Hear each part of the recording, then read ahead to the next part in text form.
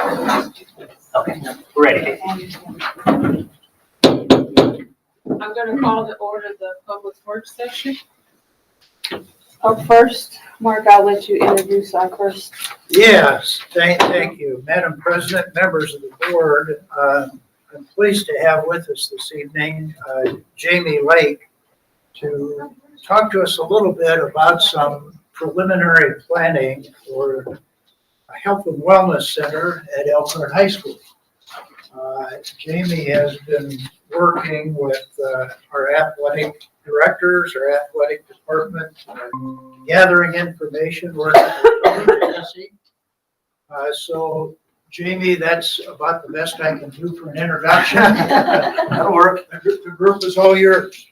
Great. Let me see if I can, Sorry. no, that's my good. fault. I'm gonna make it full screen Oh, for you. perfect, that's what I was hoping for.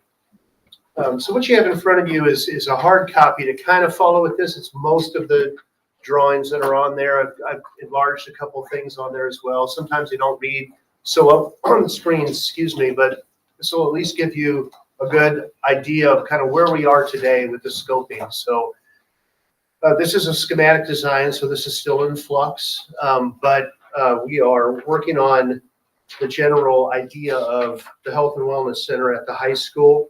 And I'd just like to share with you the scope to where we are today. So I will say this. So I've been working with the athletic directors, and they are fantastic, by the way. Their vision for this facility is great. When Tony Genesi and I met with them initially to kind of discuss the project, I shared this with Mr. Mao. I think it was not purposefully, but it was miscommunicated. I had the impression it was a football weight room. So just some of the imagery they had gotten together with some of the equipment, and it can be part of that, but that's one little, tiny little fraction of what it is. And when I came back and met with Mr. Mao, that's what I told him. I said, you know, I think initially I thought it was a football weight room. I wasn't very excited about it. Honestly, for you, it just didn't seem like it was overly exciting or creative of a concept until we start talking about it. And then all of a sudden, I understood what they're trying to do. And it's a health and wellness center, not a weight room. And that's the biggest difference. So sometimes it's semantics and terminology, but here it's a complete attitude and atmosphere. So that's where I'd like to start kind of today. How do I turn to the next page? Just You can use the arrow keys, or you can use the scroll wheel on the mouse to scroll down. put the arrow keys down. Okay, great. So I know these are very difficult to read, and it's not really intended to necessarily be read as much as it is just to be understood. But so here's your high school, obviously. The commissary is kind of a good locator. You have a delivery drive on the upper side of the commissary. We'll call it Plan North here for visuals here. And then you have kind of this is your delivery area, sorry. And then you have an open grass area. Your fields are beyond the screen. You have an open grass area. Right now it's full of site utilities, and a couple storage containers have been removed. I think that's the only one that's actually there. You have a sidewalk that comes into the rear of the building with a little canopy and entry doors. Inside the building, you have some restrooms, and this will be enlarged here in a moment. I just kind of want you to see the global location of where we're at. And then this is just some existing and demolition notes. Basically, what do we have here, and what are we looking at? In a nutshell, what we would do is we'd be looking at putting a building in this grass area, and then everything we have to do to prep for that building. Relocate some site utilities.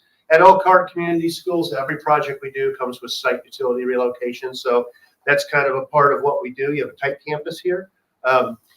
Site detention, stormwater detention, all of that has to be incorporated into these building projects. So that's kind of where we're starting. Sorry. So the colored area there in the hashed areas, that's where we're putting the building. So you fill that grass area with the building. Every one of these colors represents a different use in the building, and again, I'll enlarge that here in a moment, but basically you can see we're filling that grass area the best we can.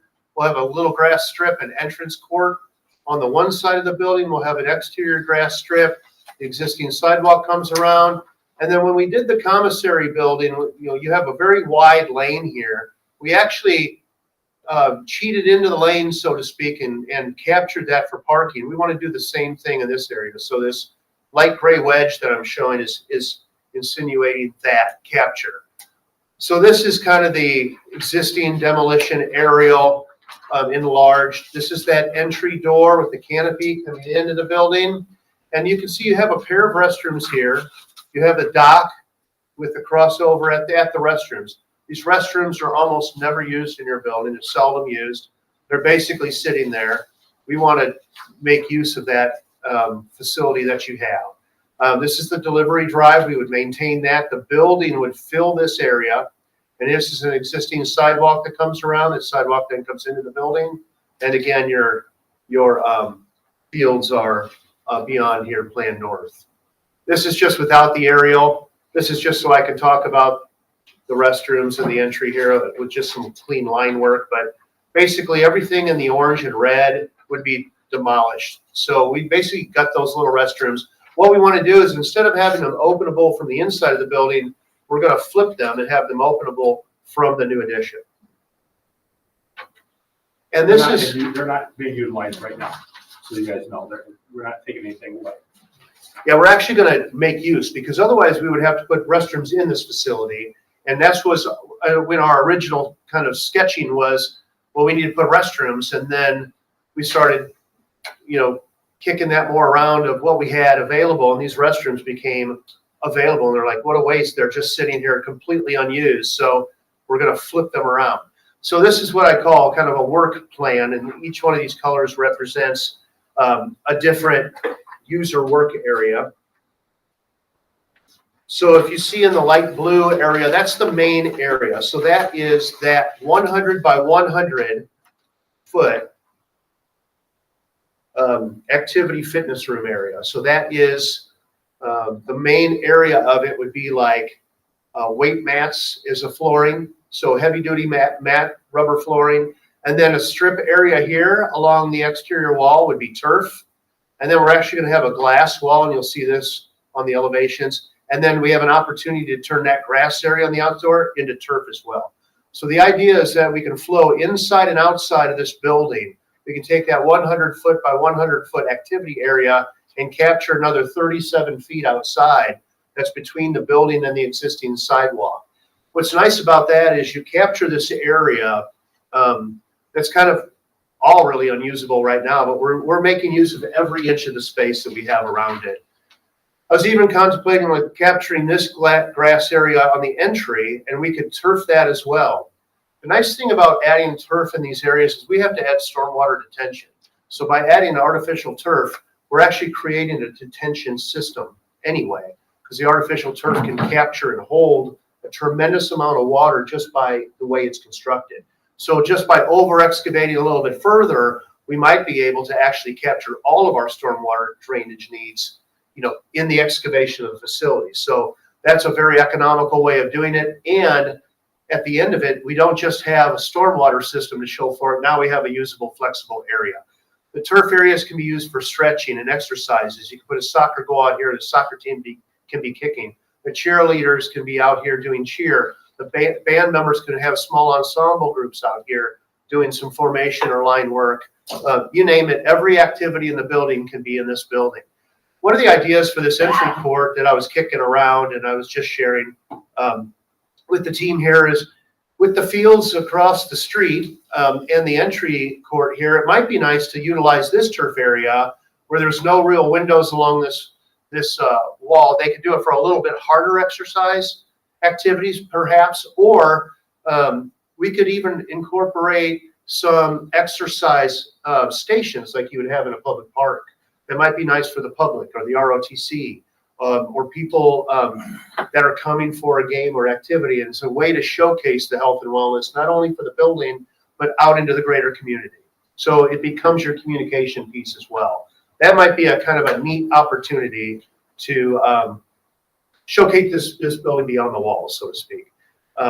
Another idea is when you come in this sidewalk, and currently there's a canopy, you'd enter into the doors of the building. We want to utilize that same canopy and enter into a new little vestibule for the building itself. So this blue area is the activity area. The gray is kind of circulation. So beyond that 100-foot demarc where the rubber mats would stop, we have a 10-foot wide hallway area and a hallway area out to the entry vestibule. That entry vestibule would then open into the restrooms. So we'd have them openable into that vestibule. That's a locked vestibule.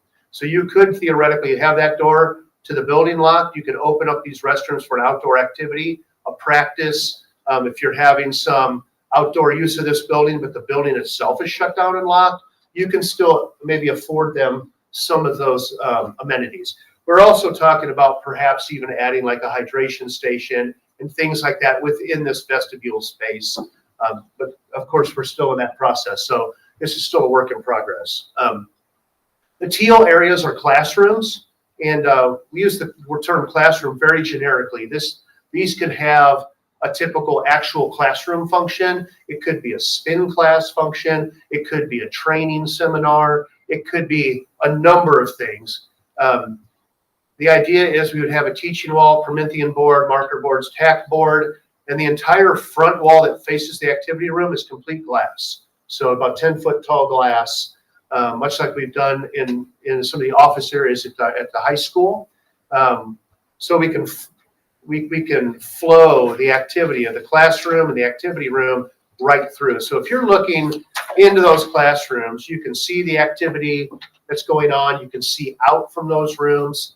And from a supervisory standpoint, somebody could be standing in here and have complete visual supervision over this building in multiple directions. You can see into these spaces. You can see out of the spaces. You can see through the exterior wall to the outside, or vice versa into the building. So we're trying to make it incredibly open in concept and incredibly flexible in use. The purple areas are storage. So at the back of every classroom, we have its own storage. Again, for flexibility of use. Some of these classrooms might actually have might find themselves having kind of a dedicated use or 2 or 3, and other ones might be completely flexible. Or you might come in and be teaching a session of some sort, and we could locally store that material back and forth to allow flexibility in that classroom. The other purple areas of storage, we have some of these storage units here that we want to be accessible from the delivery area. You've had some storage containers out here in the past and very recently. So this would help you organize some of that storage from a utilitarian standpoint on site, clean that edge up, so to speak, and give you safe, secure, and isolated, lockable and contained storage here. The green area is a training room for the trainer, and the yellow is an office. And we still need to work some of those logistics out, but these represent the spaces that we would have in this facility.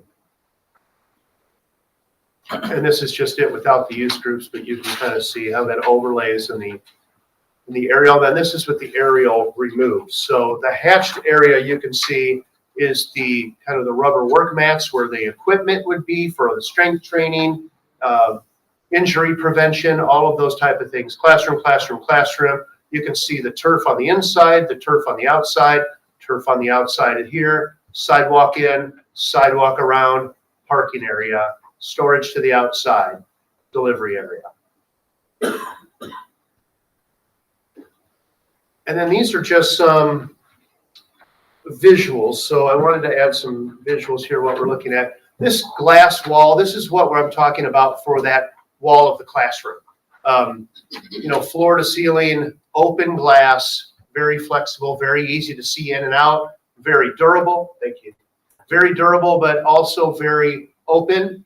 I want it to be secure and isolate the inside and the outside of that use of those classrooms, because if there's activity in there, particularly if there's training and instruction, you don't want it to be distracting, but you still want that visual control.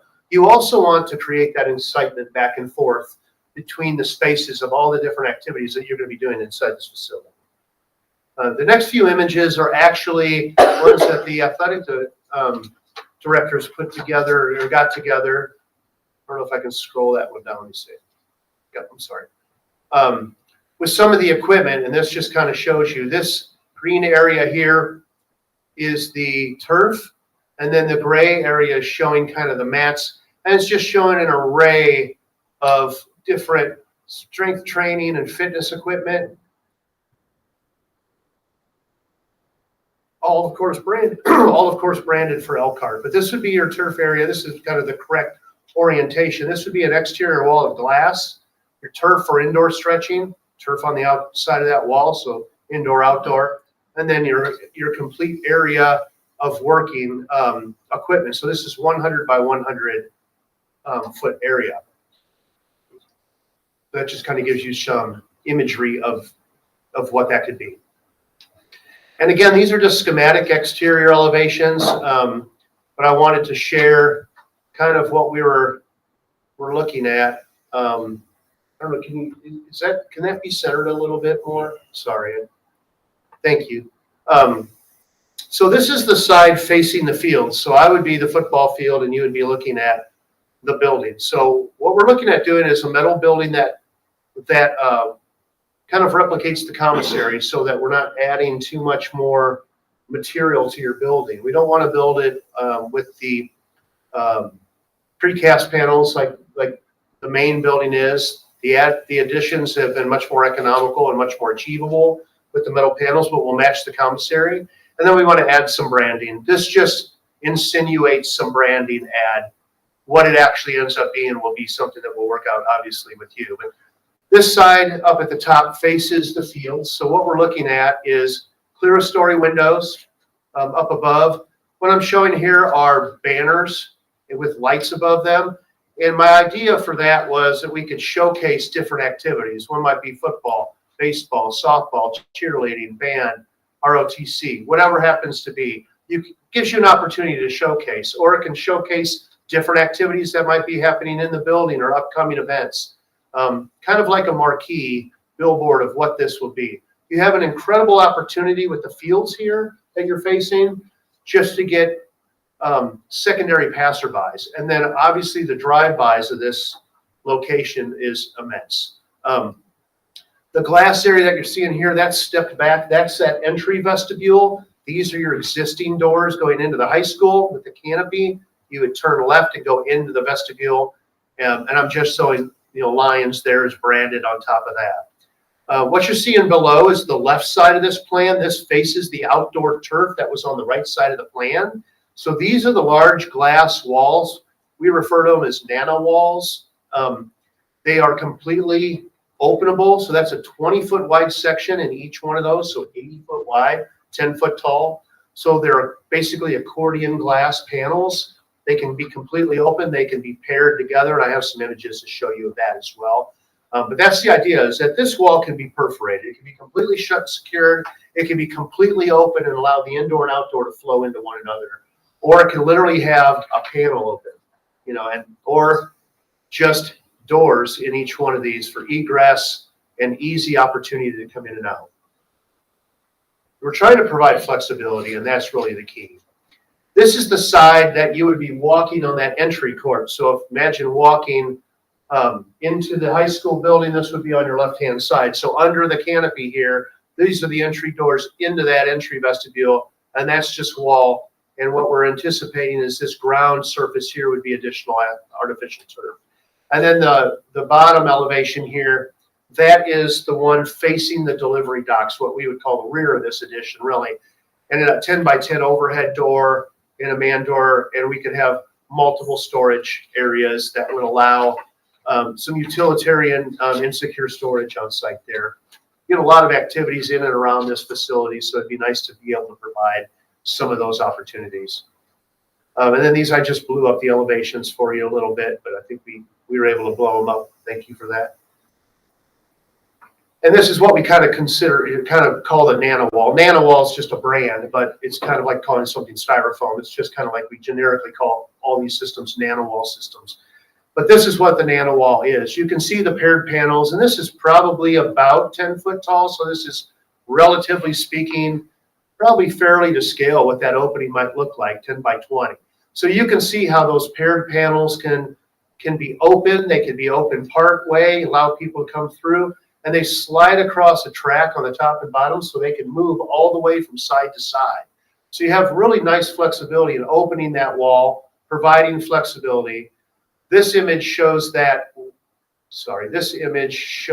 nano wall completely in an open position with all the glass panels stacked against one side. So here's carpet on an indoor situation. We would have turf on an exterior situation. So you can see how you can really open that building and look all the way through. And then the one below here is just, I like this one because it was kind of showing that semi-open staggered panels. So you can have some open, some closed capability there. And then again, this kind of shows it, is what I would call kind of spires, where you can panel them together and create kind of partitions. A lot of times we'll do this on an indoor to organize lines or columns of use. And that might be something if you're running laps or doing sprints or doing some kind of exercise, you could actually utilize those walls as tools in part of the facility activities that might happen as well. And that's really the end of my presentation for the physical facility here. I just wanted to stress what we're trying to do, and we're continuing to work with all the pretty pictures, and we're currently modeling this for renderings and things like that. Certainly send updates on that. But we are trying to incorporate every single activity, group, sports, team. And I think the bigger word is really activity, because it doesn't have to be a sports group. It could be anybody that needs a larger space, that needs a physical activity, needs training, needs injury prevention, all of those type of things that you can train. You have no facility like this now. You have no space in your building to provide this facility. So I think this offers a really nice opportunity to capture that area on site, give you some great use, provide for really every student in your school, and also your staff and your community. So I'm excited about it, and we'll continue to work on it. But I'll turn it over to you guys if you want to add anything else for programming or anything that I might have missed. I think you did a great job. Okay. Happy to answer any questions, anything that you might have. Couple questions. Yeah. How big is the overall? It's 150 by 100, so 15,000 square feet is the main block of the building. And then the little vestibule would be in addition to that. So somewhere between 15,000 and 20,000 square feet total building addition. With what do you anticipate from a capacity standpoint for students in the activity fitness room? Obviously, you're gonna have a lot of equipment there, and I know that's been an issue in our weight room. So what numbers are you going for to be able to accommodate? This one was. Bob, can you come to the microphone, please? Thank you. Sorry. All right, how the capacity that we sketched out would, 90 people could be in the weight room lifting at one time. And then all three classrooms would be standard sized classrooms, which I believe are set up at 900 square feet. Is that right? Yes. They're set up at 900 square feet. So it's a standard classroom. So you could probably have 180 people in there if it was completely full. Currently, what is our capacity of our weight room now? Great question. It's safely between 20 and 30 people. And gym class is just about that capacity? Yes, sir. Or a little more, right? Sometimes we utilize the hall space when the team's trying to work out. Half of them are sitting in the hall or doing jump rope or something while the other half lifts. But do we have intention on using the classroom space for educational purposes rather than simply? Yeah, 100%. Jackie can speak to that a little better. Okay, and with that, what's the rationale of having this be a totally standalone facility without some type of conditioned egress entry back and forth between the high school building itself? I'm going to shift that question to Tony. Okay. An education piece Jackie did some research on. Okay. So I worked with Gail Draper and our principal for health and public safety on classes that would fit in terms of what has been approved by the Department of Education, advanced health education, current health issues, a lot of elective physical education classes. So it could go from yoga, it could be speed and agility, where it's very specific. Like right now we have advanced PE, which includes weights. We have advanced PE, which includes team sports. And that's about all we're able to offer. So we would be able to offer a lot more. You could do, I know at one time, I don't know how much it fits in with the pathway for health and public safety, but I know at one time there were nutrition, food classes that really would fit with, we want to be able to offer that opportunity for athletes, but for any students in the building to learn more about nutrition, any diabetes, anything that they could learn. It looks like it's very open in terms of what the DOE offers. Okay. And that's a big part of why we wanted a really pretty big portion of this dedicated. Those are obvious team meeting rooms from an athletic standpoint, and being able to open those walls up as well, give us an opportunity. But from a curriculum standpoint, that's really huge. The kinesiology program falls in the career center, right? Or does it fall in HPS? I'm not sure that I can Is it answer that both? Yeah, 'cause intelligently. yeah. It may kind of. Well, I not think really it should. sure. I It kind of probably that. blends So then into that way both. we would be using the kinesiology program would be, seamlessly shifting into that also, into the athletic building. We haven't discussed Yeah. that program coming into that area, but Right, But we certainly could. conceivably there could be space. right. Some We- space for them. And we have had some preliminary conversations with Beacon because our relationship, our trainer is supplied by Beacon. Right. And so Beacon has shared with us that they would be able to offer community classes and classes to our school folks on a variety of things, nutrition, CPR training. a variety of things that there's just not room to do it right now. We can go downtown and do it at Beacon's.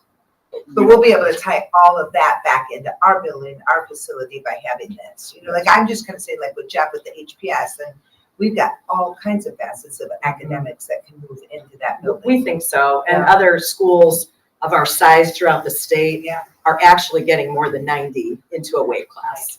You have to be cognizant of supervision. You can't have 120 kids, one strength coach and one PE teacher, that you're opening yourself up for disaster. But, if we have enough PE teachers, we could probably get even more kids in there. Right. Other schools our size are doing that. So. Yeah. So again, I'll go back to my question of, if we're gonna use this for academic space and for phys ed space, why is it a totally separate where you have to go outside to enter? And also, there's no locker rooms on here. What's the rationale between that? We can talk to that piece. Okay, go ahead and answer that. We have, it doesn't show it here, but just west of those restrooms, we have large locker room space already there. That was built when the field house was built.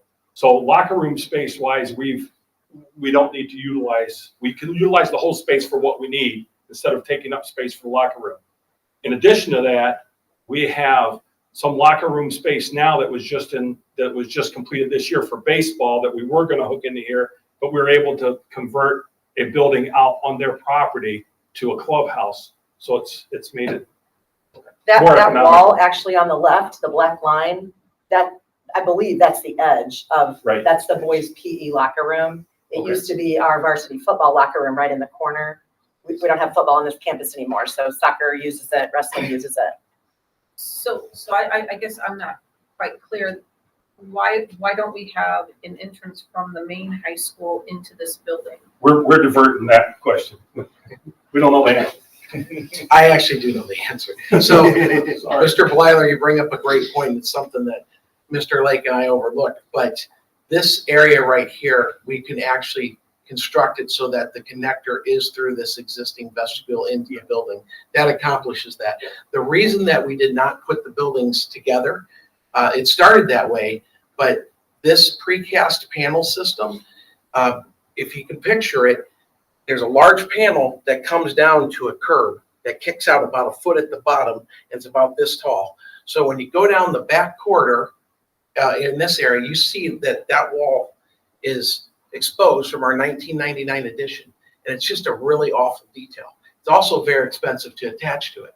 So rather than build 1,000 square feet of hallway, which is $425 a square foot, easy math, that's a lot of money.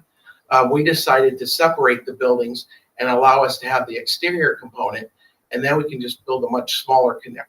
So in a finalized plan moving forward, we would certainly make this connection. There's also an opportunity to connect these locker rooms through a an existing storeroom that's right inside here. It's a store. And we can actually, that was originally a corridor. We can open it back up and then that creates a corridor right back to those locker rooms. Those would be So great it's- functional revisions. Yeah, yeah, exactly. So let I me think ask you it's this, and this may be It's easy much to of accomplish. these. So is the intention to move health and public safety out of the career center and over into the high school building where natural resources was? Isn't that school, is that school's going away? So my concern is if you've got kids at health and public safety at the career center, for them to go to, and they've got, if there's classes in this building, they've got to go all the way around, or they've got to go through, across the street, down, around. It's a long way for them. So I'm just trying to figure out the mechanics of that with just that one entrance. I think there, isn't You there? guys gotta stay on the mic because it's really hard to hear Yeah, online. I'm sorry. Isn't there gonna be an entrance at the end where the turf is? Yeah, so Which there's is very actually close to- 4 doors that'll come through, or 1 through each of the nano walls, so basically at every bay. So we can utilize those doors for entry, just, you're correct, though, what we were showing is kind of a main locked entry, kind of on this end, you're right, at the building location to try to funnel everybody at one point. But the logistics of it is, we can utilize this other end of the building for egress I think that's a great point. Yeah, we would need, definitely, I agree with you. We definitely need, because that's very close to them. That's Right, just a it's little just parking across lot the away. street. Yes, So how do they get in? So they Yeah. can go all the way around or through the other building? agreed. Yeah, we can accomplish that with access control and, keypad numbers or cards or something like that for those students as well. Yeah.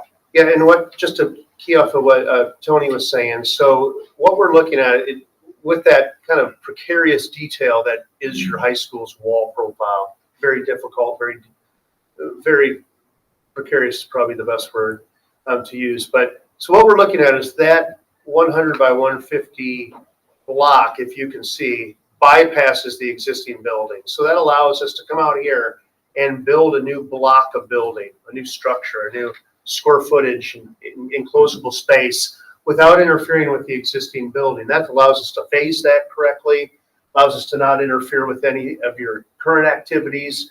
But you're also correct. That connectivity point, how it connects and interacts with the existing building, we can certainly revision that. Right now we were looking at it in this way of being totally separate, and through this discussion, I completely understand and agree. I think we need to integrate that. Very easy to do at this point with a simple, connectivity point versus, like Tony said, paying for a very expensive hallway that we don't really need. It's already kind of here. Do we have preliminary cost of doing the build yet? Right now, we're looking at a budget line. We're working within an anticipated budget assumption of 5.4 million for the entire project. That allows us to get the building and the site work and the utility work accomplished. That's working within the bond parameters that we have. Do we have any approximate costs of furnishings for inside the building? Oh, between 800. I'm so sorry. The equipment is the preliminary. Again, we didn't get too far ahead of ourselves until we had a building. We didn't. But it's somewhere between $800,000 and $1 million to fully equip. That's the dream. That would be for everything. And that would be able, and in that case, that would be able to have 90 kids working out at one time. And that's filling the former weight room as well, isn't it? No, it is not. Okay. It is not, yeah. So that, Can you clarify that? So our initial thought was if we are able to do this, the current weight room could become a cardio room. Like West Bunsey, Yeah, cardio room that for would that. become a cardio room, would be our thought. So that would be another opportunity. And that room would need equipment as well. Yes, Okay, so it's gonna be probably a little more than. we don't have a quote for that, I don't think. Okay. I do not have a quote for that. I was just really happy to maybe have this opportunity, so we haven't moved too far ahead No, yet. that's fine. I'm just But we kind do of, have some plans. I'm just kind of throwing some stuff out there. Yeah. Sponsorship. That was my next question. Yes, Have we done anything as far as naming rights or sponsorship of some of these classrooms? Or I know a lot of schools are starting to go down that pathway. Has there been any discussion about that to help fund the furnishings of the inside? We're gonna let Mr. Miles speak. We've had some preliminary discussions. We've had some initial discussions with potential donors. We have received some donations to date, not to cover all of the equipment, but I think the potential is there. Do we have it in hand yet? No. I think part of the selling point is that if we can point to a facility, it makes it a little easier to make the ask in terms of help us supply it, help us provide the equipment. And I would just add to that, excuse me, that the next step of where we're going with this is is the modeling and what I would call kind of the marketing package, right? It's the pretty pictures, it's all the renderings.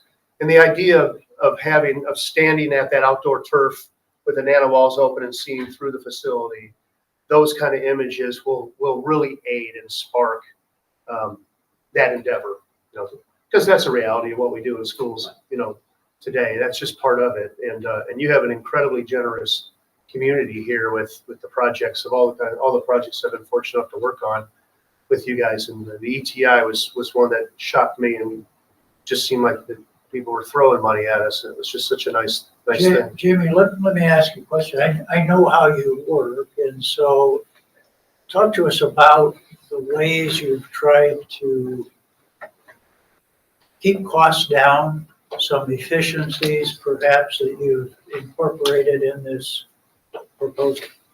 Well, the great thing about working with Tony Genesi is he and I really see eye to eye. It goes back to our time at Ball State together and our training together, but as now adults, we really do share a common goal of how we accomplish projects. They're logical, sensible, and economical. And I appreciate that because that's been the success of the projects that we've done here, is they have accomplished an incredible amount with the dollars that we have. And I'm real proud to say that, I always say we try to get as many pennies of the dollar into the classroom that we can. And here we're already doing that. Couple ways. One is by doing exactly what Tony and I were just talking about, making this a box and making it a freestanding, self-supportive box. We're not trying to niche it around the building, taking advantage, creating this entry court versus trying to niche the building around here saves us a tremendous amount of money. Tremendous amount, probably 20% of the value of the entire project. As crazy as that sounds. But like Tony said, you create a very expensive hallway. Well, we don't need to do that. So we moved the building over. We made it this very simple box because that's really what they're asking for, and that's the space that they need.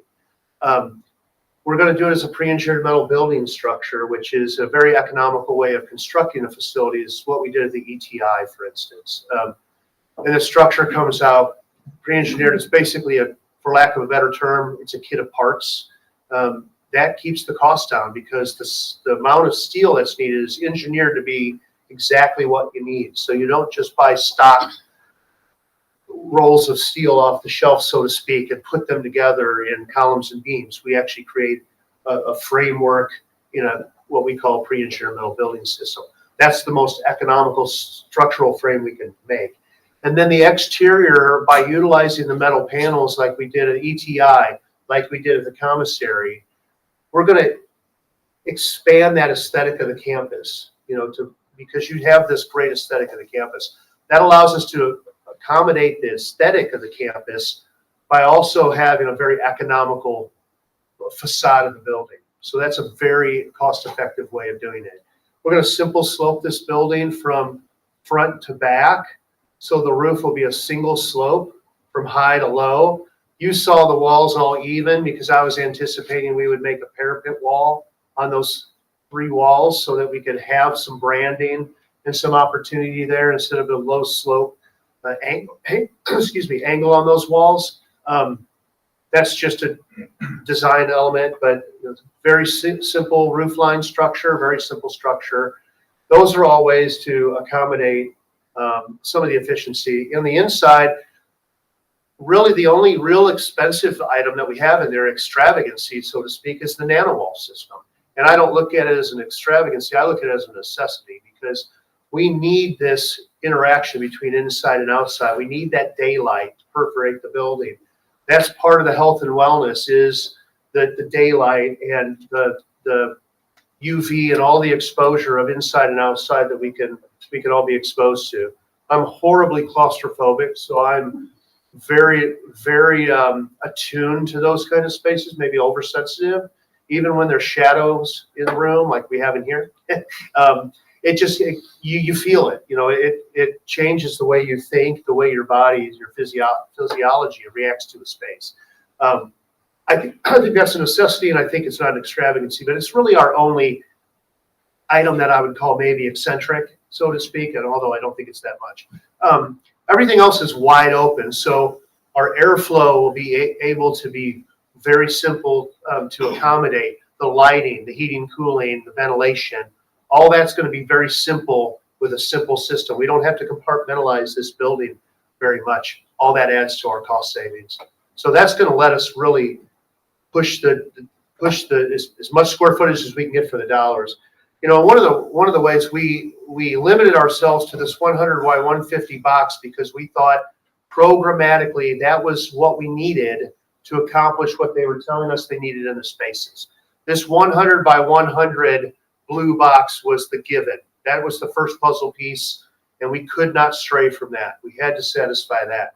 Everything else is how can you add on to all these other supportive needs and spaces. We added the outside storage because we thought we could capture that in the budget that we were looking at. And that allows us more square footage, and some of this is going to turn into more indoor space. This is programmatic, obviously, but that allows us some space.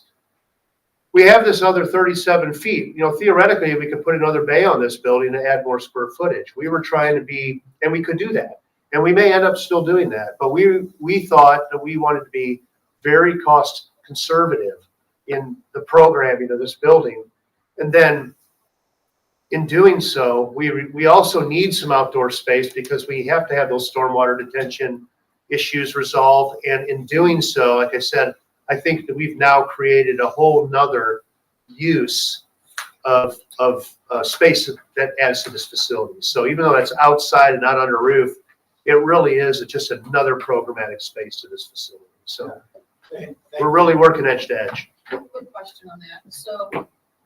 So if we would need to expand, we could go into that turf area. Yes. What does that do to the requirements for the retention? Well, that would all be subsurface. So the stormwater detention out here, we're not going to have like a detention basin, like an open detention basin or a big depression. It's all going to be underground. Okay. So it might be that we end up, reality, we might end up with it under the parking spaces. And we could end up with what I would call the shell structures. I'm sure you've seen them. They look like little domes and they stack on top of each other. They span out, put them under parking lots and things like that. You have them all over your system. That's what we would normally use to accomplish this. What I'm thinking is, even if it's not even all of it, but maybe let's say 80% could be accomplished in this turf system. Underneath the turf is a series of system of stone base and basically a giant French drain, for lack of a better term. That is detention. And so that is underground detention. And if we can utilize that and utilize the turf to do so, that just becomes a space where we can store water underneath the surface in stone instead of putting it in these shell structures. And it might be that we have to put the shell structures under the turf anyway, because just the storage capacity is so large. But that whole process is being designed and calculated and engineered now with civil engineers. We'll know better. But you can build over top of that, and it's okay. It can be underneath parking lots. It can be underneath buildings. We have it. So we have options. We have options, yeah. And so there is some expandability there. We're just limited by just a limited site. And of course, we don't want to interfere with this drive pattern or traffic patterns at your campus. So that's why we kind of limit ourselves. Like the sidewalk's going to stay, and we're going to work within, we're going to color within the lines of where we are. And programmatically, I think we can meet all their needs and then some. One last question, and Mark, you probably have to answer this, or maybe Kevin does. What is the time frame for the repayment of the bonds if this goes forward? Kevin, I'll let you address that. Okay, so I'll be working with our municipal advisor, Baker Tilly. As you recall, I spoke about, we laid out a 5-year plan with 3 projects a year to keep our tax rate flat. We made assumptions on assessed valuation growth and what the tax rate target would be 5 years from now. And so that plays into that. And they'll come back and tell me what the duration of the loan is going to be. The 2 that we just did at the end of the year have a short payback. I talked about that at the time because that allows us more financing flexibility down the road. We want to have shorter paybacks and have debt fall off so we can do additional projects in the coming years. So that will all play into it. Thank you. So is there any quick questions from the audience? I have a couple. Oh, you have- I haven't got a chance. Oh, My okay. question, I think. Go ahead. Mark. No, go ahead, Troy. The training room, could you speak to me about the training room? Is it big enough? Is it sufficient? Is this going to be the main training room? I know we have other sports at different locations, but we only have one trainer. Are you envisioning this to be like the main hub to where you say, hey, you're not practicing today, you need to report to the training room for, therapy or? Great question. And we were actually, before you guys came in, we just saw the drawings today also. So we were talking about that particular thing. There were 2 things we were talking about, Troy, to address that. One, we need a main training room. Our training room we have now is a little tight. So this would be a little larger than the training room we have now. And the second thing on that current drawing, we would also want to put whomever's in charge of this facility, an office that has visual out to it next to that training room. But yeah, to your point, we would like to have a main training room, and we would like that would be it. I would kind of envision, like I said, if it's during the football season, I know that they don't practice here, but hey, report to the training center for therapy. Other athletes could be in there. People working out could be getting taped up to work out. And I could, so I don't know if that's necessarily large enough. My next question was the office. You've described the possible use of the office that's on the diagram. My question is, would there be an office for a strength and conditioning coach to have? Great question. We just talked about that. Okay. And again, this was the first time we got to see the drawings of the preliminary. That would be something we would definitely like to do. And as I requested of them, it would be nice to be somewhere in the middle of that purple facing out so that that person could see everything. And so now, along that line of thinking, you mentioned 90, 80 to 100 maybe kids in a gym class would be in there. And we talked about expansion. Looking over these diagrams, I know we wanted to keep it with the look of the commissary, but has it been considered to maybe take the classroom space up a level, add 3 more classrooms, but also have it to where somebody could be up top overlooking the weightlifting area and be able to basically supervise 90 kids at one time from an elevated position? And sure, absolutely.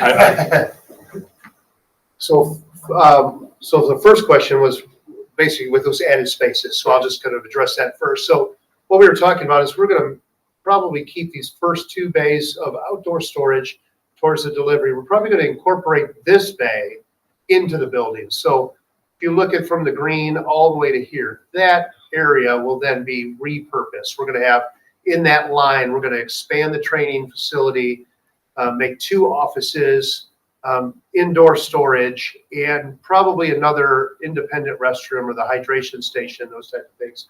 We're going to accomplish that within that space. So that gets us a lot more centered to where we need to be. And we might, in reworking this entry, you might capture a little bit more space there for some of I those. was also thinking, doing the entry coming back into the school, I would hate for this facility square footage to be used up in storage if 100 feet away we could have storage in a different, I want this to be premier. I don't want, to be used for storage. So I was just thinking, the more space we could open up, and then you could talk to maybe going 2nd floor of the classroom. So we were considering the elevated position. So we get into some issues there. One is just a cost standpoint. So we were trying to keep that up because we don't want to get into triggering an elevator. and we want to get from our ADA standpoints for having that secondary level. Those elevated positions, for lack of a better description, kind of the general fallback is if you provide a use in a space that's only on an upper level, then that requires an elevator. In a public facility like this, I think that would trigger an elevator use, and that might bust our budget, so lack of a better term, which would make us create less square footage in reaction to not having the dollars to support it. So we opted, we did consider that, and I think it's not a bad thing to consider, because if you could always go up, right? But that comes at a cost. We're worried about what that cost is, and also just we opted to kind of put it all on one level and get the square footage we thought we could accomplish within that budget point at this time. So my question is for Buck. Yes. Right now, do we currently have a strength and conditioning coach? We do not currently have a strength and conditioning coach. So is that a position that needs to be added now? Or are you waiting till this facility gets done, and or are there any other positions that will be required? Thank you for asking that, Lacey. We do not currently have one. We could benefit from that position before we ever even get to our facility, simply because we lack the opportunities for many of our teams and our kids to benefit from a certified health and wellness person. So they could actually be helping us now. To my knowledge, there would be no other positions that we would need to hire for this. There would be additional custodial services needed to maintain the facility, but no other positions that we would need to hire. And Mr. Mao may be able to speak better towards the health and wellness person. Yes, I just say it's a discussion that we've had. They're not easy to come by. And we're looking at options, how we can get that position accomplished. So, but it's absolutely necessary. So for the health and wellness coach, do you have money in your budget to do that, and how much would that cost? Would it be a full-time position? Okay. Well, we don't have, remember athletics in Indiana, we don't have a budget. We live on tickets, concessions, and donations. So we don't receive money from the school to operate. We operate on whatever we earn that year. So short answer for that one is no, I don't have a budget to be able to pay for someone. A person of this caliber, there's a large range. It's going to be somewhere between $60,000 and $85,000. That's fully loaded. That means 32% benefits. That's probably somewhere in that neighborhood. Would it have to be a full-time position? It would probably be a full-time plus position. With the amount of athletes, we got over 700 athletes just at the high school. We're hoping to. This is going to play into our feeder system. We hope to get our middle schools, all the schools around us already have middle schools lifting weights too and getting stronger and faster. And so it would, yeah. It's full-time plus. Okay, thank you. Mike, you had a question? Buck, Jackie, mine's going to be for your guys'. I just want to make sure I heard you correctly. The current weight room would be converted into a cardio room if this ever came to fruition. Is that correct? So is that to say there's no cardio equipment going to be included into here? That's correct. At the current time, we don't own any cardio equipment. Okay. Anywhere in our system. Well, I take that back. We have one treadmill in the current training room. And that wouldn't be included in the 800 to 1 million for full furnishing? At this point, and again, we didn't want to get too far ahead of ourselves until we had full support and approval. So there's other vendors that we can go talk to. We were just trying to get a thumbnail sketch of about what it would cost.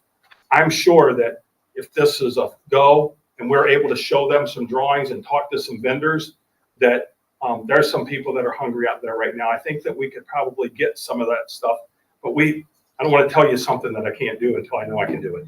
Right. Well, it kind of leads into, I mean, if we're marketing this for community use, potentially after school hours, outside of lifting weights, what benefit would this be to the community if there's no stationary bikes, no treadmills, no cardio equipment at all? Okay, great question. And this isn't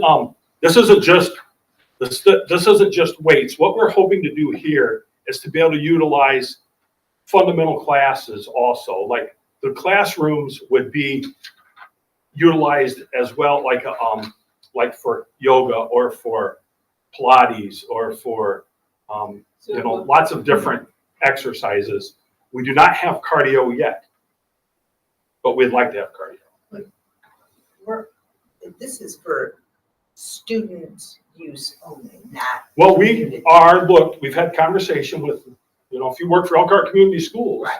we hope to have hours where our people get to utilize this. I mean, we should, our paras, Yeah, our 'cause I think you were teachers, our. thinking community.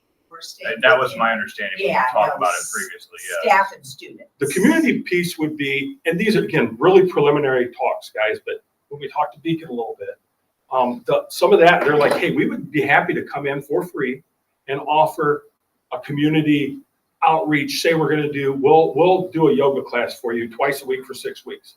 And then if people wanna do it, they can come and join Beacon or to go to another gym or something like that. So those are kind of like outreaches. They would also come in and conduct classes for us if we get to that point where, somebody needs to come in and talk about nutrition or wellness or, whatever it would be.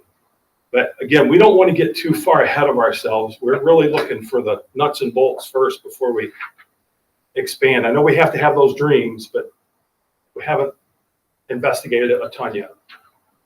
Fair? Yeah, the only other thing I had was if we were to move forward with as it stands right now, would this obsolete the other weight training building or weight training rooms, whatever rooms that are left throughout the rest of the school? It's great. Another great question. That's the room that we want to turn into cardio. Right.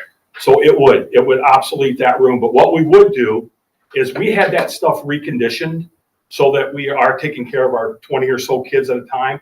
We would take that to the freshman division because the freshmen really have it rough and they have weight classes for PE. So we could upgrade their weights a little bit by moving the stuff out of this weight room over to that weight room. That helps the freshmen a little bit. And then take that room, and Tony and I had preliminary conversations about, it would be very easy to turn that into a cardio room. We need to do a little floor work, put some new lights in, a fresh coat of paint. It's ready to go. Okay. And then Tony, I had one for you as well, if you could. And then can you just kind of speak to why this location was chosen for this potential building? Well, why here and not somewhere that's more centrally located, like maybe Permaran or Westside Gym, we build onto that, something like that? Is it a anticipated use? Is it just the location because this is where all of our kids are? Yeah, that's a good question too, and I can answer that. It's because we offer what's happening right now with our time of day and the length of kids are here. They're not able to utilize a weight room and get their weight training in during their PE class. They take a weights class. As Troy talked about it earlier, we have a very few people that can do that. If you go to another school, and it doesn't matter what size the school is, those kids are getting their weight training out of the way during the day. That's saving them an hour and a half on the front or back end of the day. Right now, our kids, like our basketball team tonight, was going to do their 2-hour practice, and then they're going to go in the weight room for an hour and a half. So they're there for 3.5 hours trying to accomplish what other schools are able to do in 2 hours. So we want to utilize the school day so that a majority of our students, even non-athletes, can get that workout in and accomplish during the school day as one of their electives. Okay, awesome, thanks, Buck. Yeah. So Do you still have a question? is there any Okay. quick questions or comments from the audience? And if you have one, please come up to the mic. Laura Stoffer, EHS teacher. Just question, I understand the sight lines with the glass walls and things. My only concern as a teacher would be safety if we would have a lockdown type issue where we would need students to be secure or severe weather. I'm not seeing anywhere in that building where students can go that would be secluded and safe in those types of situations. And we do live in northern Indiana, as you can tell by our weather today. How energy efficient are those sliding glass nano walls? Jamie, can you answer that? Yeah, so Thank you. the energy efficiency, those glass walls actually will outperform the wall. So they are very efficient. In other words, they outperform the wall. So the glass panels will be more energy efficient than actually having the wall next to it. So that's been the key for that kind of system it has to perform at that level because it is basically a glass wall. As far as safety and security, for obvious reasons, won't get into all the intricacies of it, but we have plans in place to treat that glass and make it safe and secure from an intrusion standpoint, as well as a storm event situation. So that surface, again, will outperform the wall that's next to it. Very similar to ETI. That's correct. Yeah, we did the same thing in the ETI building, and there's basically a jewel box out there, but it is incredibly secure.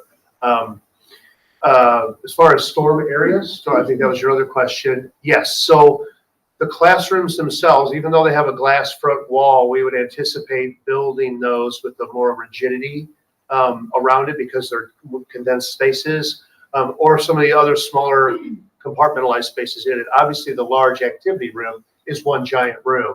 There's nothing that's really flying around in there in a tornado or tornadic activity, for instance, or something like that. But in order to get them into spaces quickly, that we would have those nooks and crannies, so to speak. Those other smaller compartmentalized spaces would serve as not necessarily encapsulated storm shelters where we would have like a vault kind of construction, but we would build it with that extra rigidity in mind for that purpose. Is there anybody else that has a question or a comment? Can I ask? You go first. Hello, good afternoon. My name is Ken Hutt, and I'm a first-year head girls basketball coach of the girls basketball program. Wanted to just make a few comments about why this building is so important. Our kids that we represent need these resources. They need this. We are trying to compete against schools, Northridge, Northwood, Goshen, anybody that connects us that have these programs in place, and they've been in place for 4 or 5 years. So when our kids hit the court trying to compete athletically, we are competing against programs that have been doing this for 5 or 6 years. There's no way we can catch that. There's no way we can ask our student athletes not only to practice the sport that they're talking about, but also condition, nutrition, all of that. And I don't believe that, I know I'm not qualified to talk about nutrition and what goes into your body. But on the overall picture, let's just not even athletics, but just talk about the overall general concept of our students, period. We are at an all-time high nationwide of obesity just because of nutrition and how kids eat. How would this benefit all of the other kids that take this elective that's getting qualified information about nutrition, strength, and conditioning because this building is there? In 4 or 5 years from an athletic standpoint, this is going to pay for itself because we're going to have faster, stronger, quicker athletes to go compete, and people are going to come watch that and go from that point. I've been involved with some of the best programs in there. I come from South Bend, Washington. That's in place. And you understand why South Bend, Washington are doing what they're doing. We have to have this. And not from just the resources, just to give our kids an advantage that everybody else is taking care of. I thank you for listening to me. I hope you vote to improve, to give the children of Elkhart schools the resources that they need. Thank you.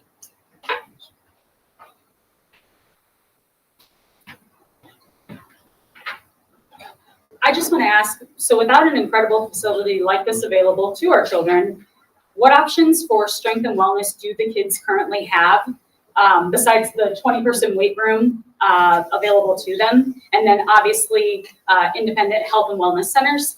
I have an incoming freshman daughter for the basketball team. We are desperately trying to get her into something, but we don't know where to take her. And honestly, it's costly. And so what other, besides the weight room, what other options does she have for strength and training? I mean, there isn't anything, right? I mean, it's the weight room, that's it, right? Yeah, so this is clearly a huge need, and I really hope that this is something that comes to fruition, especially within her time. So thank you. Thank you. Any other questions or comments from the audience? Could I ask one more of Buck and Jackie, and then I promise I'm done. Per Mr. Hunt's comments and parents' comments, Buck and Jackie, Buck, you mentioned that other surrounding districts all typically have these types of facilities. Have we experienced any direct documented loss of students going elsewhere to other districts because of the inadequacy of our current facilities? I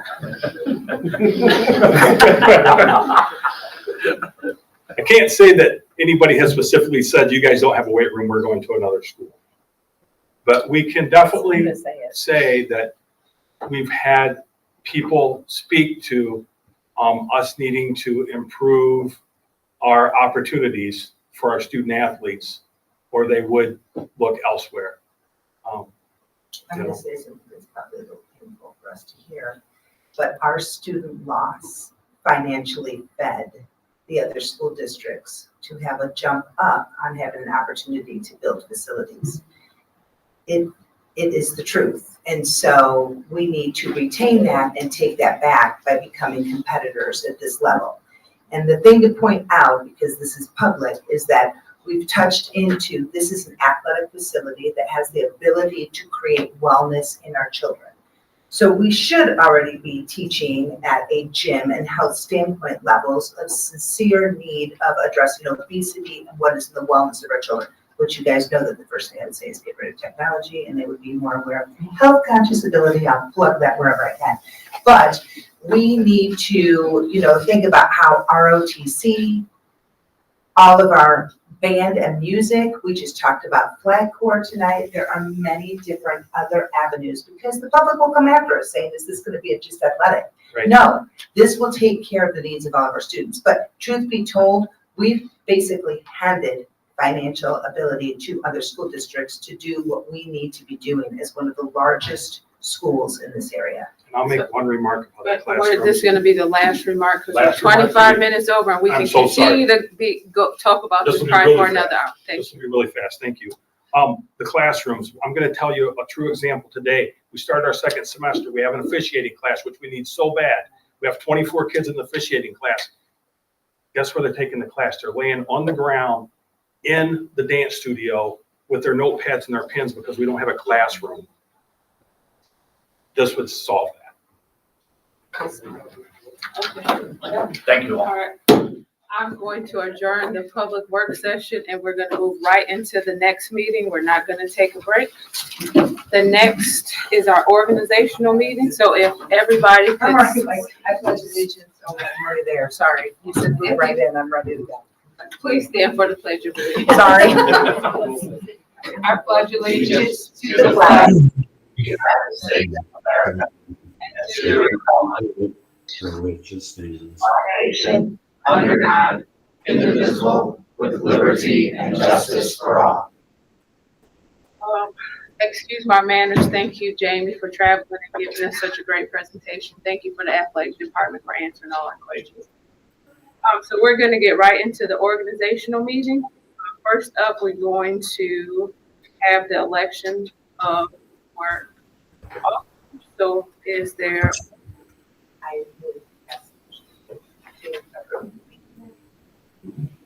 going to, the new officers, which will be Troy Scott will shift over and become the president. Doug Weaver will shift over and become the vice president.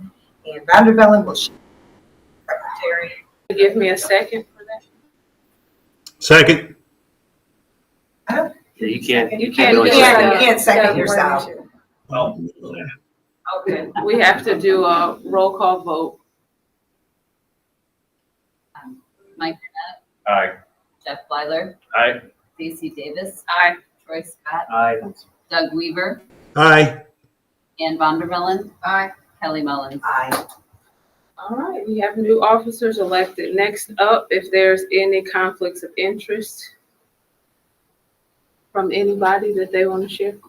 And so these really need to be read individually, if you will. You don't need to read the whole document, you just need to declare the conflict.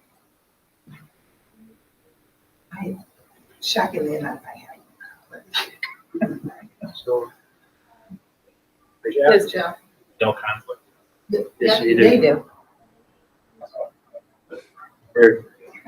I don't have insurance. Wait, The insurance. insurance, that's your That's the conflict. conflict. Did you take It the is. insurance? No, Yeah. Oh, I Justin, did not no take the conflict. insurance. Oh, sorry, Jeff. Oh, I guess I have a conflict. I have insurance. I didn't know that was the conflict.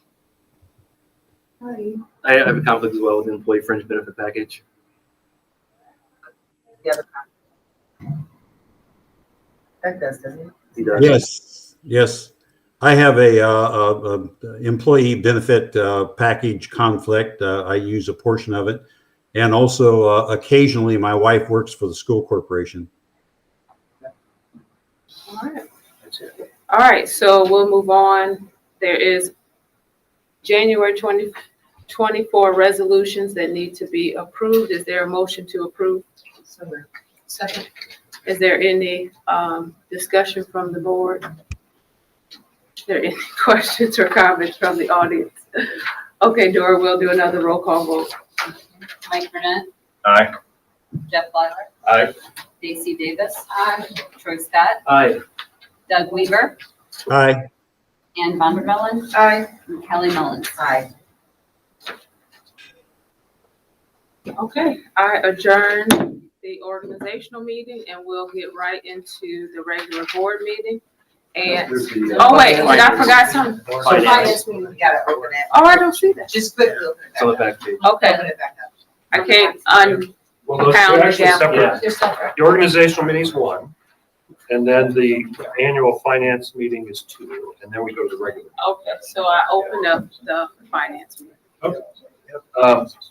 And the resolution that the board just approved also states that the officers and members of the Board of Finance shall be the same as the officers and members of the Board of School Trustees. That's why we do it in that order. So the next piece is just quick as well. There is a resolution that, Madam President, I need the board to approve. It just says, be it resolved that the Board of Finance does hereby authorize the treasurer of Elkhart Community Schools to invest funds from the depository balance instead of from specific fund balances in accordance with the provisions attached in Indiana Code 513-9-6. Madam President, can you There a ask motion to approve? So moved. Is there any discussion from the board? There any questions or comments from the audience? Okay, Dora, we can do a roll call vote. Mike Burnett, Aye. Jeff Weiler, Aye. Stacy Davis, Aye. Troy Scott, Aye. Doug Weaver, Aye. Ann Vondermellen, Aye. Kelly Mullins. Aye. Okay, I'd also like to point out, let's back up, is the, in that resolution in the previous meeting, we named the new treasurer, the gentleman that's replacing me, Zachary Quiet. Zach, would you stand up so the board can see you? Aye, there. This is second day, don't scare him. Thank you. Exciting. Pretty fun stuff. Uh-huh. Investment history, as you've seen, we have our dollars in our sweep accounts. We don't have a separate investment history.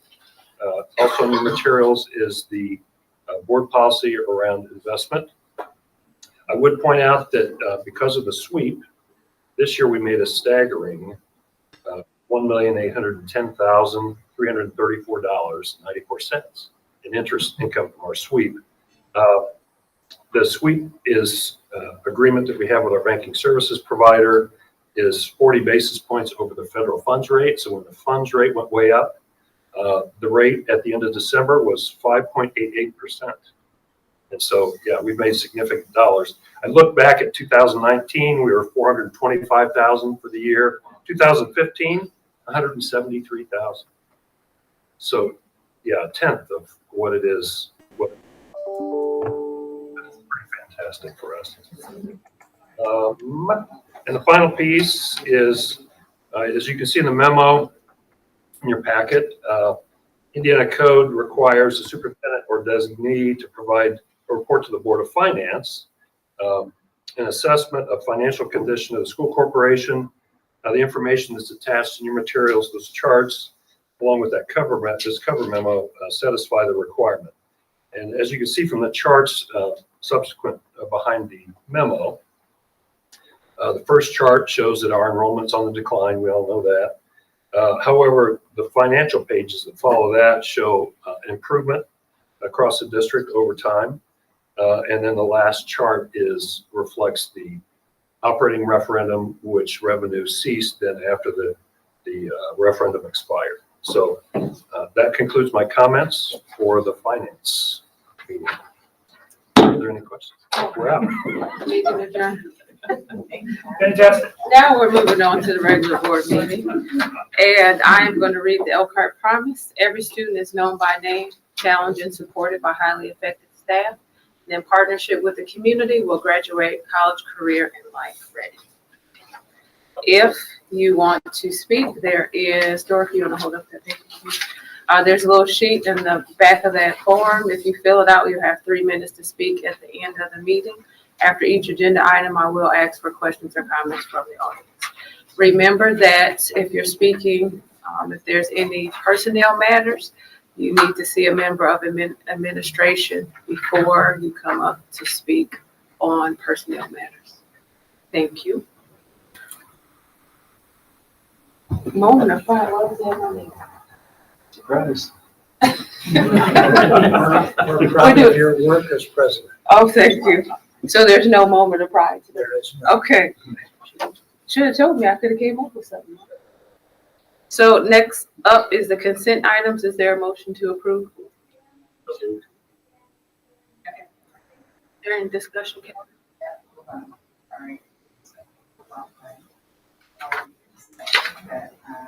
Well, we have one.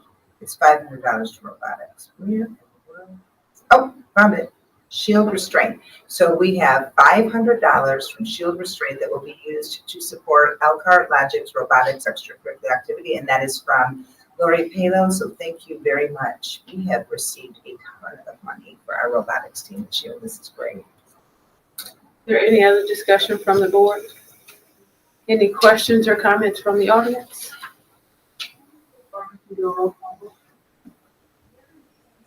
Mike Burnett. Aye. Jeff Lyler. Aye. Stacy Davis. Aye. Troy Scott. Aye. Doug Weaver. Aye. Vondervellen. Aye. Kelly Mullins. Aye.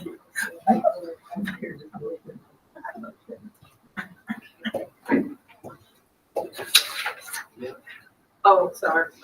Kevin, you're up next. Okay, for you veteran board members, you've seen this every year. This is a resolution I'm seeking to move appropriations. It's a software program that we run so that there's no year-end balances that end in the negative. The actual expenses stay in the same accounts they were charged to, it just move appropriation so that we have no negative balances. So, Madam President, I would ask for a motion to approve. Is there a motion to approve? Second. Is there any discussion from the board? Any questions or comments from the audience? How you doing? Mike Burnett. Aye. Jeff Lyler. Aye. Stacy Davis. Aye. Troy Scott. Aye. Doug Weaver. Aye. And Vondervellen. Aye. Kelly Mullins. Aye. Thank you. And there'll be a one-page summary of the movement of the software program in the next financial package. So, FYI. Thank you. Welcome to the mic, Doug. Thank you. Some people say I like to spend a lot of time up here. You don't have much today, so. I do not have much. This evening, the administration is seeking approval of the following motion. The motion would be made on behalf of the Board of School Trustees to direct the superintendent to issue preliminary notice of the board's consideration of the non-renewal of an administrator. Superintendent has identified this administrator currently employed by the school corporation to the members of the Board of the School Trustees. And in order to initiate the process for contract non-renewal, that direction is made to the superintendent. So we're seeking your approval to move that process forward by directing the superintendent to issue such notice. Is there a motion? Is there any discussion from the board? Any questions or comments from the audience? Okay, roll call vote. Burnett. Aye. Jeff Lyler. Aye. Stacy Davis. Aye. Troy Scott. Aye. Doug Weaver. Aye. Vondervellen. Aye. Kelly Mullins. Aye. Next item is not an action item, but is Administrative Regulation GDBDA TDBA-10. This is the miscellaneous position pay schedule. Really, this is the schedule that deals with a number of positions that exist throughout the school year, but exist for a very fixed period of time. For example, ticket takers, scorekeepers for athletic events, people who are responsible for coach. Apparently, I haven't been up here enough recently to be able to speak. A little rusty. A little rusty. Code checking for musicals, those types of things. Tonight, we are seeking your approval to increase the rate of pay for cafeteria substitutes and custodial substitutes. And as it's administrative regulation, doesn't actually require board action, but always bring them to the board for their review, for your review. Is there any discussion from the board? Any questions or comments from the audience? Thank you. Dr.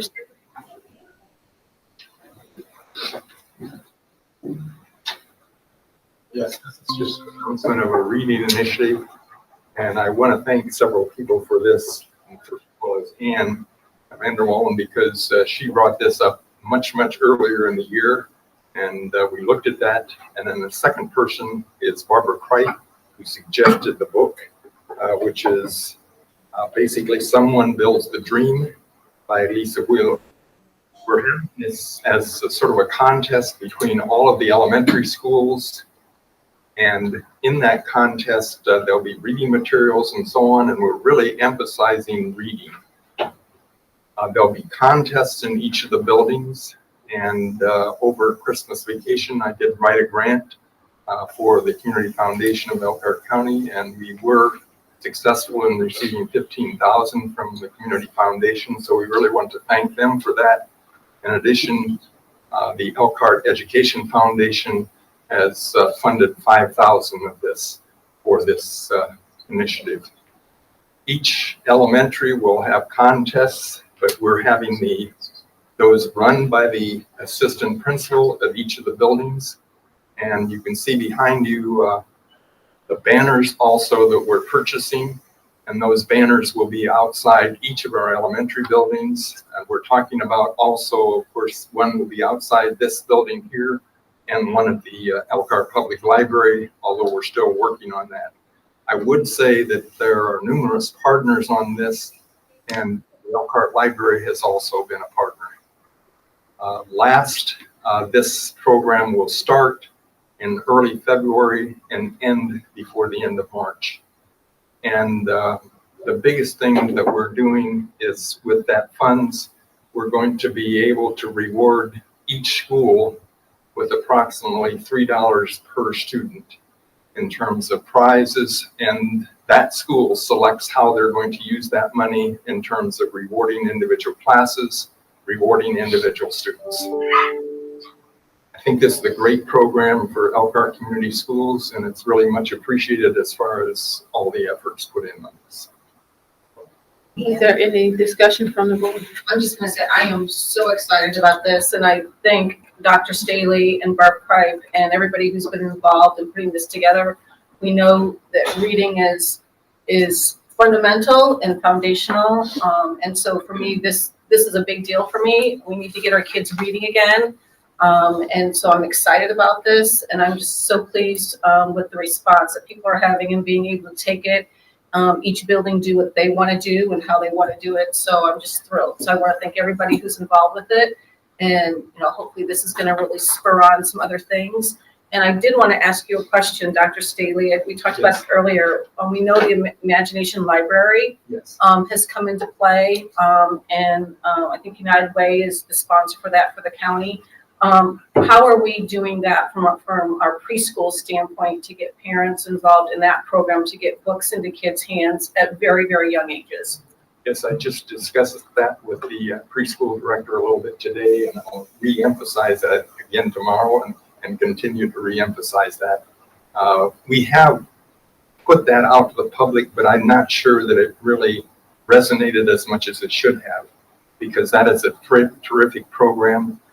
We did approach the United Way Crossroads, and I just thank them at least for considering it because they do a lot with this program. That's a terrific program as far as the Dolly Parton Library. Is there any other discussion from the board? And so will this, like the marketing aspect of this, will we kind of do a news interview to let them know that we're kicking off this? Are we gonna put it on the iPad so that it goes home to the parents? Is there We're gonna do a whole bunch. Yeah, explosion, like just a marketing explosion. Good job, Ann.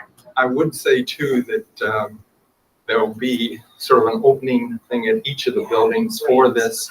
And so some of the board members may be invited to participate in that and read this book to the entire staff.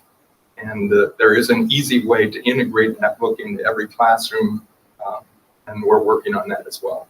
So Wherever you are, Barb, great, thank you. This is a really big deal, and Dr. Staley's pretty humble, right? But Yeah, you are. Very humble. it would not happen without his efforts. Thank you So so much. kudos.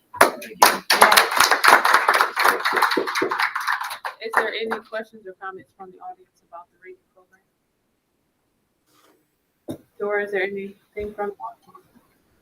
Oh, wow, we haven't had that in a long time. Mark, do you have anything? Just to remind the board that next regular meeting is January 23rd, right here. Anything from the board?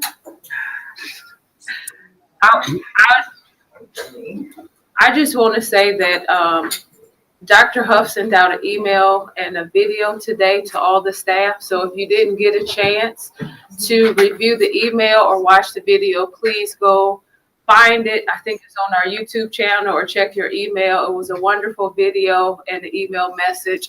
The board is so thankful for Dr. Huff for the time he's spending engaging with our staff before his start date. So we are very appreciative of that. So make sure you check out that welcome message. Anything else from the board? I'd like to make a comment. I'd like to thank our board president, Daisy Davis, for navigating some tough waters over the last 2 years, and getting us to where we're at today. Daisy, I want to say, kind of somewhat broke a glass ceiling in the fact that we have not, in my history, had a board president that done 2 consecutive terms, and I think kudos to her for stepping up to the table and taking on that job, because it was thankless, and I do appreciate that. Thank you, Daisy. Thank you, Doug. Okay, now meeting adjourned.